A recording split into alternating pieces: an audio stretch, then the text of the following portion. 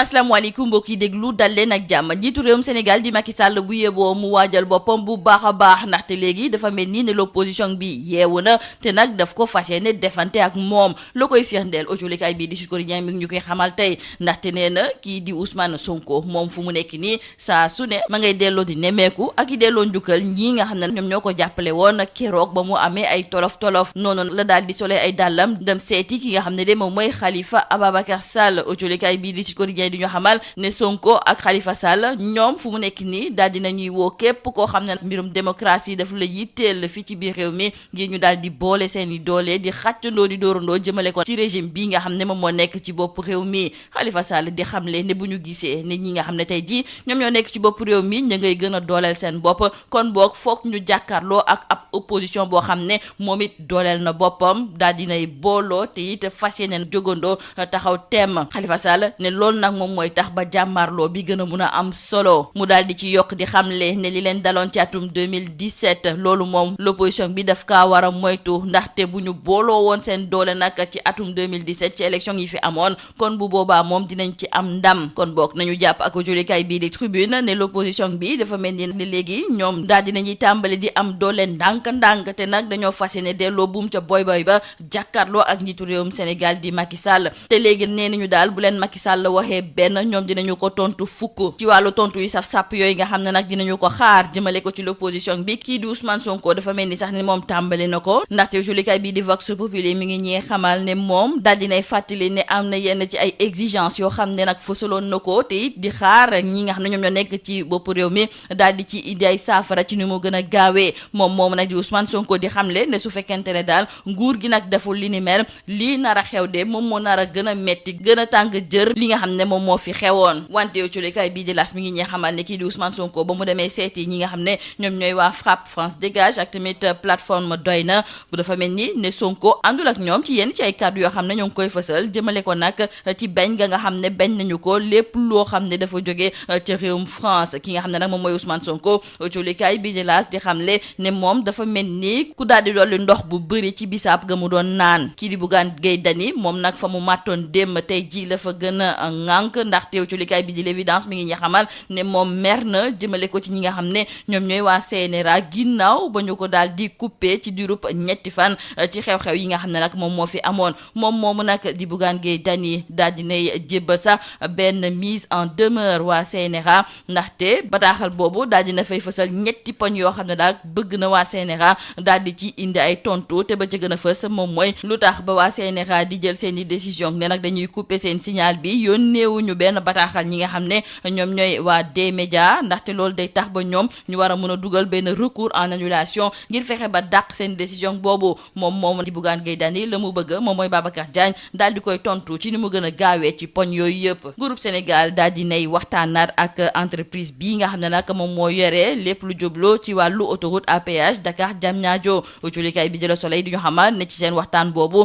la ca juddu moom mooy léegi ne groupe Sénégal ci téeméer goo jël ci capital bi am na ci ñaar fukk ak juróom rax ci dolli at bu jot 1000 francs lañ ko ci doon jox wante léegi de yokk nañu ko ba mu dem ci 800 millions ci suñu koppar réew mi quotidien di rafetlu li ni mel di ñu xamal ne groupe Sénégal kon moom daal dinay xippi ay bëtam kon jëmale ko ci wàllu xaalis bi nga xam ne ñu ngi ko doon am jëmale ko ci wàllu autoroute à péage te léegi dina am loo xam ne dinañ ko ci compal ñii nga xam ne ñoom ñooy fonctionnaires yi dafa mel nii ne léegi koppar yañ leen doon jox ngir ñu daal di saytu lépp lu jublu ci seen wàllu oto wàññi nañu ko bu baax a baax autolikaay bi di Les Échos moom moo ñu koy yëgal du ñu wax ne mbir bi di mel daal di tàmbali léegi nag lañ doon jox ñi nga xam ne ñoom ñooy fonctionnaires yi dañu koo wàññi te it koppar gi nga xam ne nag léegi moom sax moom lañu leen di jébal ñu tuddee ko ay indemnité loolu moom dinañ ci sukkandiku ngir war a jëndal seen bopp essence seen oto bu yàqoo ñu defaral ko seen bopp assurance bi it ñoom ñoo koy fayal seen bopp autolikaay bi di Les Échos ne xibaar gi di mel moom neexul dara waay ñi nga xam ne ñoom ñooy fonctionnaires yi ñu jeexale ko ak autolikaay bi di Libération ndaxte tey ji ma ngay ñëwaat ci faatu bakken kii di Awa Cissé doon liggéeyee nag ci benn kër fële nga xam ne moom mooy ca Mexe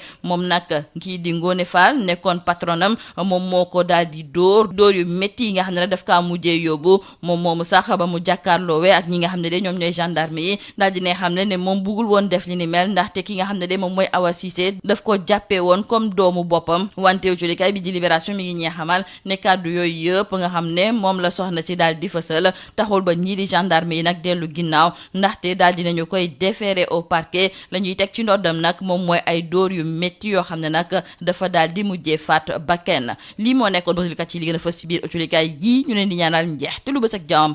Mesdames et messieurs, bonjour. Le chef de l'État Macky Sall n'a qu'à bien se préparer car désormais, il aura en face de lui un bloc de l'opposition qui compte faire front contre le régime en place. Dans le journal Sud Quotidien, nos confrères nous indiquent que le leader du parti PASTEF, les Patriotes, Ousmane Sonko, a rendu visite à l'ancien maire socialiste de Dakar, Khalifa Sall, et les deux leaders de l'opposition appellent ainsi les forces vives de la nation à faire bloc contre le président Macky Sall et compagnie. Retenons donc avec nos confrères du journal Sud Quotidien que pour Khalifa Sall, quand on voit une majorité qui se conforte, se consolide et qui s'élargit, il faut une opposition qui se renforce, qui s'unit et qui est puissante et forte. Et si les deux forces ne sont pas égales, il n'y aura pas de combat. Et c'est en ces termes que l'ex-maire de Dakar et leader du mouvement Taxawu Sénégal, Khalifa Ababacar Sall, a appelé à l'unification des forces vives de la nation pour consolider la démocratie, l'état de droit et développer le Sénégal. Toujours dans Sud Quotidien,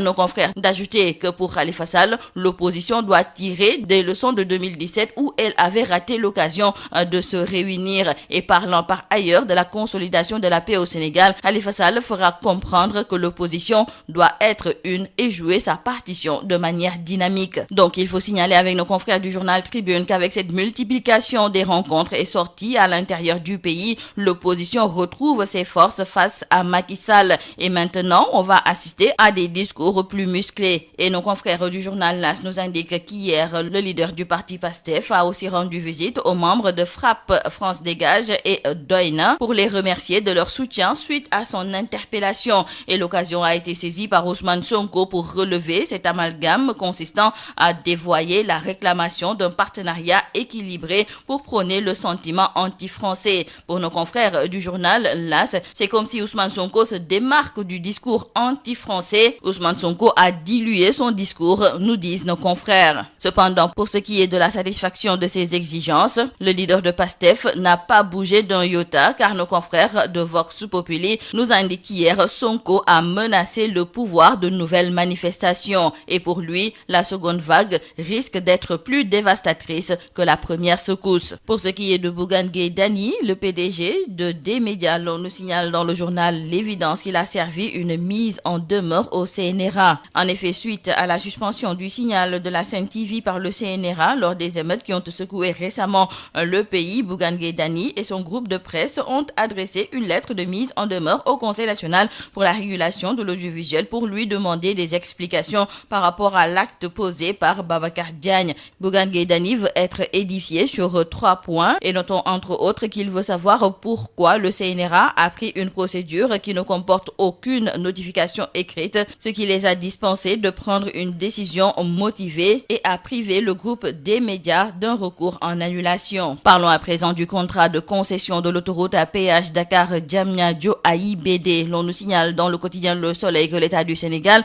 et l'entreprise française CECA, ex-Sénac, ont signé hier le protocole d'accord de la renégociation de ce contrat et il consacre entre autres l'entrée du Sénégal dans le capital de l'entreprise à hauteur de 25% et le paiement d'une redevance foncière annuelle d'au minimum 800 millions de francs CFA au lieu de 1000 francs CFA dans le contrat initial. Et c'est ce qui signifie avec nos confrères du journal Rewmi Quotidien que l'État a récupéré 25% de l'actionnariat de l'autoroute à péage et 800 millions de francs CFA par an. Le chef de l'État Macky Sall veut coûte que coûte réformer le système de gestion du parc automobile de l'État, une réforme qui porte le désengagement intégral de l'État dans le processus d'acquisition et de gestion des véhicules administratifs. Dans le quotidien Les Échos, nos confrères nous indiquent que cette affaire risque de faire du bruit en ces périodes de vaches maigres, car en effet, depuis le 1er mars, certains fonctionnaires de l'État touchent des indemnités forfaitaires mensuelles destinées à l'acquisition et à la gestion de leurs voitures de fonction. Et désormais, ce sont donc les fonctionnaires qui vont réparer eux-mêmes leurs véhicules, acheter du carburant payer l'assurance, etc. Cependant, le chef de l'État alloue une indemnité forfaitaire globale aux ayants droit. Les montants perçus et nets de tout impôt sont importants certes, mais loin d'égaler ce que les véhicules coûtaient aux contribuables par mois. Et l'on termine par nos confrères du journal Libération qui reviennent sur la mort suspecte d'une employée de maison à Méré. Les gendarmes de cette localité ont élucidé l'affaire de la mort troublante d'Awa Cissé, âgée de 17 ans. Elle a été tuée à coups de bâton par sa patronne, Ngoné Fall, qui voulait juste la corriger. D'ailleurs, lors de son passage devant les gendarmes, elle a expliqué qu'elle considérait la jeune fille comme un membre de sa famille. Des explications loin de convaincre les gendarmes qui l'ont déférée pour coups et blessures volontaires ayant entraîné la mort d'Awa Cissé. C'est tout à vos journaux et très bonne lecture.